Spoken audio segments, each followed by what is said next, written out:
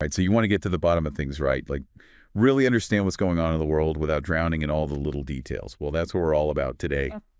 And today we're tackling a pretty big one, you know, Mhm. something that's really at the forefront of everyone's minds. It's this whole question of how fast technology is changing and whether our education systems can actually keep up. Yeah, we've got some really interesting material to dig into. We've got a presentation and also a written piece that both address this exact topic, and they offer a pretty thought-provoking perspective on, how this whole race between technology and education is impacting society, and maybe more importantly, some possible ways forward, some solutions. Absolutely. And that's really what we're aiming for here. We want to pull out the most important insights from these sources so you can really grasp what's happening and what it could mean for all of us Hmm. as things keep changing at such a dizzying pace. Yeah. So, okay, let's jump right in.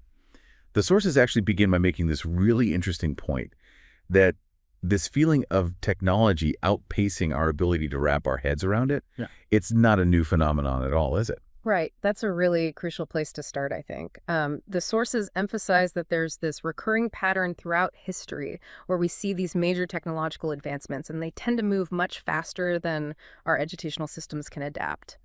And, that often leads to some pretty serious social upheaval and sometimes even, increased inequality. So this isn't just a challenge we're facing now in the digital age. It's kind of a tale as old as time. Yeah, and they give this great example, a 15th century printing press. Like suddenly you could produce books at a scale that was unimaginable before. Right. That sounds like a huge leap forward, right? Oh, absolutely. Revolutionary. The printing press was a game changer in terms of spreading information and ideas far and wide. But here's the catch, as the sources highlight, that at that time, literacy rates were pretty low. So only a relatively small percentage of the population could actually read. So it's almost like you have this incredible new technology that has the potential to make knowledge available to everyone, but very few people could actually access it. That must have created a ton of tension. Yeah, exactly. The sources explain that this mismatch between the abundance of information and the limited ability to actually understand it led to all sorts of social conflicts, and it kind of deepened the gap between those who could access and comprehend this new information and those who couldn't. Those who were literate basically had a significant advantage in navigating this changing world. Yeah, that makes perfect sense. If only a select group of people can really engage with new ideas and information, Yeah. they're obviously going to be in a better position to, get ahead. So how did society eventually catch up to this? Well, the sources point out that the education system itself underwent a major transformation. The rise of universities and schools played a massive role in expanding literacy and providing the necessary skills for people to engage with all this newly available information. It wasn't an overnight fix, obviously. It took time and significant changes, but eventually education caught up with that technological shift. And the sources are very clear. This wasn't just a one-time thing, right? This pattern of technological progress kind of outstripping education's ability to respond, it's a recurring theme. Exactly. The printing press example is just a really powerful illustration of this cycle that we see throughout history. Big technological leaps often create initial friction and inequality until education systems basically reorient themselves to meet these new demands. It's a constant process of adaptation. Okay, so that gives us some crucial historical context. But now let's bring things into the present. The sources spend a lot of time talking about this really powerful technology of digitalization.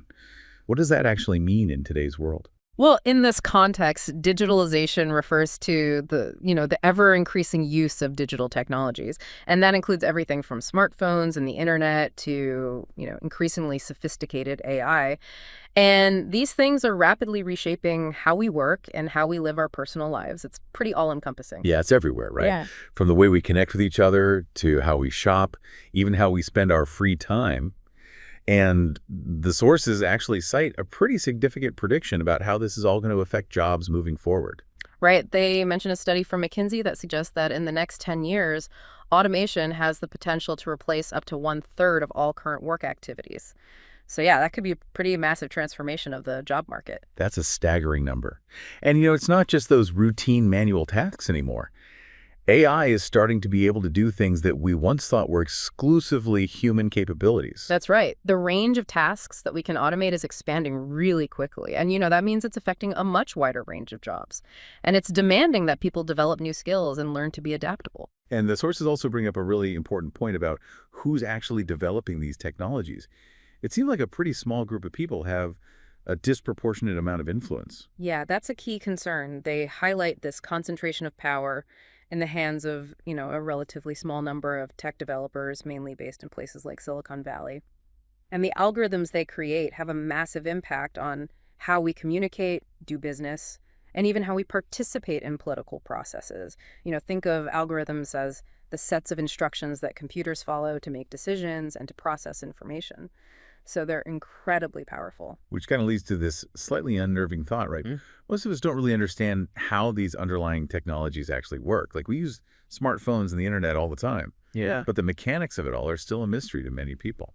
Exactly. And that's a major knowledge gap. The sources ask this really fundamental question. How can individuals make informed decisions, especially in a political context, if they don't have even a basic understanding of the technologies that are increasingly shaping their lives? It's kind of reminiscent of that literacy gap we talked about with the printing press. It does feel like history is repeating itself in a way. We're seeing this growing divide between the people who are driving the technological change and those who might not have the skills and the understanding to adapt to it. Yeah, that's really the core of the issue that the sources are identifying in our current digital landscape. Just like in the past, when technology advances super rapidly without a corresponding increase in education and understanding, it creates this widening gap. Yeah. And that creates the potential for all sorts of societal problems. So given all of this incredible technological change happening so quickly, where do our current education systems stand? The sources don't paint a very rosy picture. They contrast this old world with the new world that we're living in now. Right. The sources describe this really significant shift in the learning landscape. They say the old world was characterized by limited access to good learning materials, and, people could usually count on relatively stable career paths.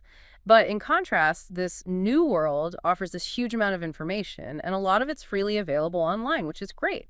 But it also means that the skills that people need to succeed are changing all the time, and it's much harder to predict what your career path is going to look like. Yeah, the person giving the presentation even gives a personal example. They say their generation will probably retire around 2060, but they have no idea what skills will be relevant even just 5 years from now. Yeah. It really shows just how quickly things are changing. Yeah, that personal anecdote really highlights the uncertainty we're all facing. That traditional model of going to school, learning some skills, and relying on those skills for your whole career is becoming increasingly outdated. Lifelong learning and the ability to adapt are becoming essential for everyone, not just, for a select few. And yet the sources critique the fact that our educational institutions haven't really adapted to these massive changes. They talk about, large lecture halls and this kind of one-size-fits-all approach to teaching, which feels pretty outdated. Right. They express concern that traditional educational settings haven't evolved enough. They use this analogy of running a marathon for lifelong fitness.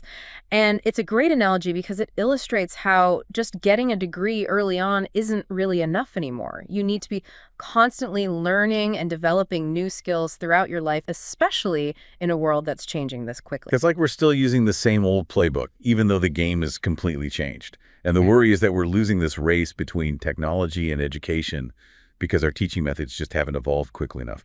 Is that what the sources are saying? Yeah, they're definitely concerned that the slow pace of change in our educational approaches is leaving a lot of people unprepared for the demands of the digital age, and that could end up making those inequalities we talked about even worse. But the sources don't just point out the problems. They also offer some potential solutions, right? And one of the key ideas they put forward is this concept of a learning accelerator. So what is a learning accelerator exactly? It's a really interesting idea. As it's presented in the sources, the Learning Accelerator is basically a complete reimagining of the learning experience. It's like starting from scratch and redesigning things with the individual learner and their specific learning environment at the center. So it's not about this one-size-fits-all model where information is just broadcast to a bunch of passive students. The key here is to create a personalized, hands-on, and community-driven approach that truly accelerates learning in our digital world. So it's about making learning much more focused and tailored to each individual. That makes a lot of sense. And the sources actually talk about a real organization that's been created based on this idea. Yeah, they mentioned this nonprofit called Tech Labs that was founded in Münster, Germany. And it's a really good example of a learning accelerator in action. It's putting these principles into practice. Okay, so what does Tech Labs actually do? What kind of learning experience are they offering? They offer free 16-week programs that teach people valuable coding skills, specifically things like web development, data science, and AI. And the program is really flexible so people can complete it while they're studying or working other jobs. They don't have to put their lives on hold to learn these new skills. That accessibility is so important. And the sources say that this learning accelerator model is built on three fundamental principles. Let's start with the first one, the effective combination of online and offline learning. What do they mean by that? Well, this principle recognizes that online and in-person learning both have their strengths. So at Tech Labs, students have access to this really great online platform, and it's full of curated learning resources, things like videos, assignments, articles from experts online. And this lets people learn at their own pace. They can study whenever it fits into their schedule, and they can revisit the material as many times as they need to. So it offers a lot of flexibility. But what about the offline component? What role does that play? The offline meetings are all about fostering interaction, building a sense of community, and getting people to really engage with the material on a deeper level. They do things like guest speakers, hackathons, social events. It's a chance for students to connect with each other, learn directly from experts in their field, and actually apply their knowledge to projects. It sounds like a really balanced approach, combining that individual flexibility of online learning with the benefits of in-person interaction and collaboration. Okay, so the second principle is personalization. And after our discussion about the limitations of the one-size-fits-all model of education, this one seems especially important. It is, and the sources make this really interesting comparison to the personalization algorithms that are used by companies like Amazon and Spotify. These algorithms learn your preferences over time so they can give you recommendations that are tailored to what you like. So the question they pose is, why isn't this level of personalization more widely used in education? Yeah, that's a great question. We've come to expect personalized experiences in so many other areas of our lives. Learning should be no different. So how does Tech Labs address this? They actually create a unique, personalized learning path for every single student. And this path takes into account the student's existing knowledge and their specific learning goals. And what's really amazing is they've seen some incredible results just from incorporating some pretty basic personalization techniques. It's pretty remarkable. That's really encouraging to hear. It suggests that even small steps towards tailoring education to individual needs can have a big impact. All right, and the third principle is community learning. Why is that so crucial, especially when it comes to learning technical skills? Well, learning technical skills can be really tough. And the sources really emphasize how important peer support and motivation are. When students run into obstacles, it's often their fellow learners who can offer the most relevant help and encouragement. They've been there, they get it. Right, it's that sense of learning alongside people who are going through the same challenges and celebrating the same victories. So how does the learning accelerator model actually cultivate that kind of community? By moving most of that lecture-based content online, they free up that valuable in-person time for more meaningful interactions and for building relationships. It's kind of ironic, isn't it? Technology, which can sometimes feel isolating, is actually used in this model to create a more social and collaborative environment where curiosity is encouraged and different perspectives are valued. So it's not just about passively absorbing information, it's about actively learning with and from other people. Okay, so let's get a little more concrete. What does this look like in practice? If you were to go through Tech Labs, what would you actually experience? The sources say that the initial focus is all about building connections. So in that first week, participants get to know their fellow learners and they become part of the community. And then pretty quickly, they'll start working on their own personalized e-learning track. What would some of those early steps involve? What are people actually learning to do? Well, for someone who's completely new to coding, it might start with something super basic, like learning to write a simple program that makes a virtual cat say, "Hello world."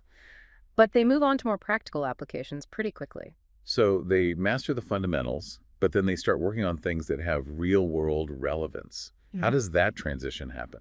Well, they really encourage participants to team up with other people in the community and to work on coding projects that could have an impact on the world. One of the examples they give is a group that used their coding skills to predict bike traffic patterns in Minster. And their goal was to help the city improve its infrastructure based on that data. That's a fantastic example of taking those skills and applying them to a real-world problem.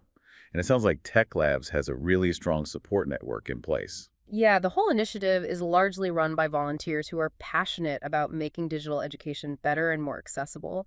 And they've also got partnerships with experienced mentors, psychologists who understand the learning process, and even university professors. That's great. How are the professors using tech labs in their own work at the university? Well, they're finding that it actually frees up their time so they can focus on more interactive activities with their students.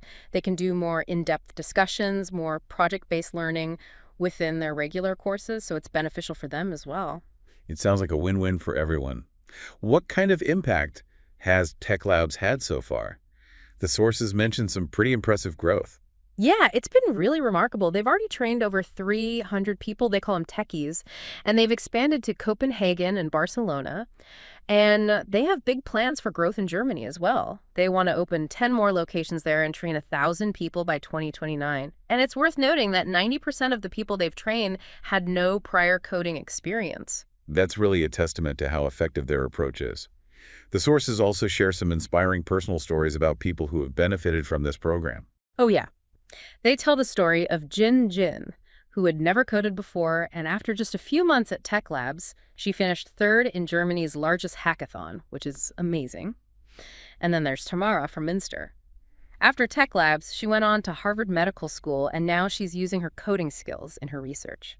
That's incredible. It just goes to show what people can achieve when they're given the right tools and the right environment. The sources talk about how rewarding it is to see that kind of progress, the surprise and the joy that people experience when they realize what they're capable of. They compare it to that feeling you get as a child when you learn to ride a bike. It's pure empowerment. That's a great analogy. And the sources make the point that this model isn't just limited to teaching coding skills, right? Exactly. While Tech Labs focuses on coding these principles of personalized learning, blended learning and community support could be used to teach all sorts of skills. And not just to young people either. This could be applied to all ages, all sorts of fields, professional development, lifelong learning, you name it. So the key takeaway here is to use all of the amazing resources that are available online while making sure to focus on individual needs and fostering a strong learning community. So as we wrap up this deep dive, the sources leave us with a really important and actionable question, and it's directed at you, the listener. What can we do today to make this a reality? Right now, it's about taking action, and the sources emphasize that we all have a role to play in the education system. We're all teachers, parents, students, colleagues in some way. So it's up to all of us to help education keep pace with technology. It's a shared responsibility. And they give us some really concrete suggestions for how we can contribute to this shift. So for parents and students, what can they do? Well, the message is to really push for more effective and personalized learning opportunities, whether it's within schools, universities, or even in the workplace. Don't just settle for the status quo. Demand better. And for people who are working in education, what advice do the sources offer? They encourage educators to really think about how they can incorporate those core principles we talked about. Personalization, blended learning, and community building. How can we transform our classrooms and learning environments into those learning accelerators? They say it might be easier than we think. At the end of the day, it's not just about teaching people technical skills. It's about empowering them to take control of their own learning and to navigate this increasingly digital world with understanding and confidence. Absolutely. It's about making sure that everyone has the opportunity to understand these technologies and how they work. We don't want anyone to feel left behind or powerless. So as you think about everything we've discussed today, this whole idea of technology versus education, those historical parallels, the challenges and the possibilities that we see in our digital world and that inspiring example of the learning accelerator model, I want to leave you with a question to ponder. What other areas of your life, or maybe other fields entirely, could benefit from this kind of approach? An approach that prioritizes personalized learning, the smart integration of technology, and the power of community to help us all learn and grow more effectively. That's something worth thinking about. It is. It's a really important question, and it applies to so many aspects of our lives. All right, that's all the time we have for today. Thanks for joining us on this deep dive. It was great to be here. We'll see you next time. Sounds good.